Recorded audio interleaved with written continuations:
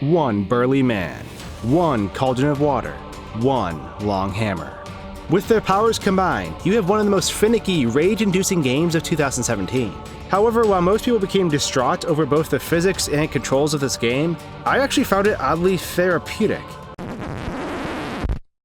Yeah, I know, that sounds super weird. But let me explain.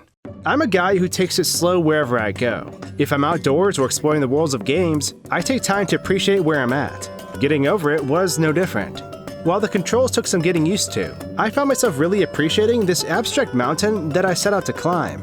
It reminded me of a lot of games like the Worm series, where the environments just had random objects scattered about. So even if I plummeted off the mountain, which I did, a lot, I surprisingly didn't rage too much. However, it did make me buckle down on a goal though. The goal to reach the top of this mountain.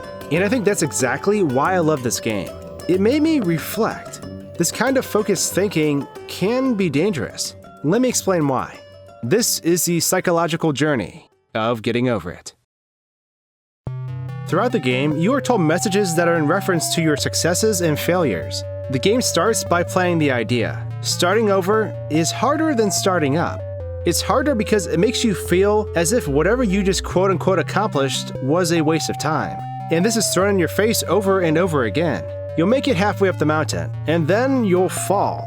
You'll be set back so far that it makes you question your own journey and the time you spent getting there. But that's the exact moment all of this becomes dangerous. Depending on the type of person you are, one of two things happens.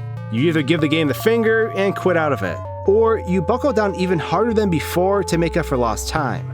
In the second instance, you'll learn from your mistakes and grow from them the next time you tackle that obstacle. Seems pretty straightforward, right? Well, let's drop the game now. Let's take that exact concept and apply it to real life. This kind of situation hit me really hard because I'm certainly a repeat offender of it.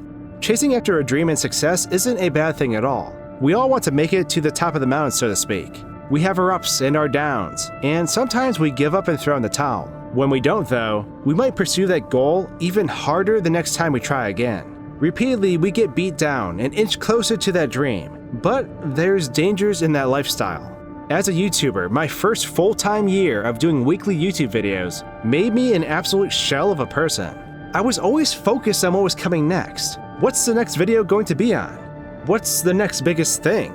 The life I was living became foreign to me because I became so focused on my goal that I simply forgot to live. And I'm not the only one. Think of how many people have been making videos on this same exact topic. Creators you may look up to who may feel like they have no clue about their own life because they've always just looked towards the next video. They were in a funnel and they never stopped. When they did stop, they completely broke down and didn't know what to do. This happened to me about a year ago and I talked about it in my Home Alone video. Hearing other people have the same problem really cemented the idea that we can become too focused on everything and forget about living. For those of us who have put in the time to scale up getting over its crazy mountain, you may find yourself faced with a similar feeling. Even though we want to know what is at the top, do we really even know what we will do once we get there? We honestly don't remember the positive aspects of our journey because we became saturated in the difficult parts of our climb. Where we were didn't matter because all that mattered was chasing that light. And that's incredibly lonely. When we finally reach the top of the mountain and getting over it, we can launch into space. We are so happy that we have blasted off, and the only place we can go from here is to the stars. But space is dark and dreary.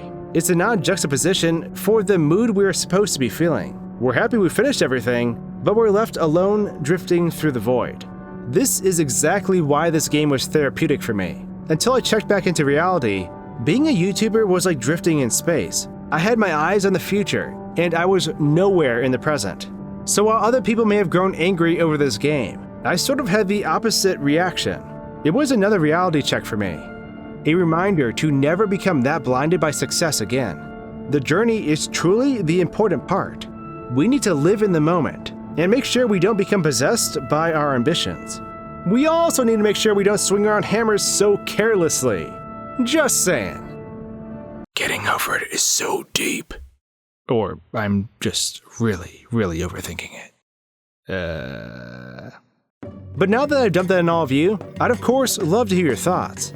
Of course, getting over it is rage-inducing. But how did the game speak to you? Was it simply extreme frustration? Or was it something more? Let me know your thoughts in the comments below.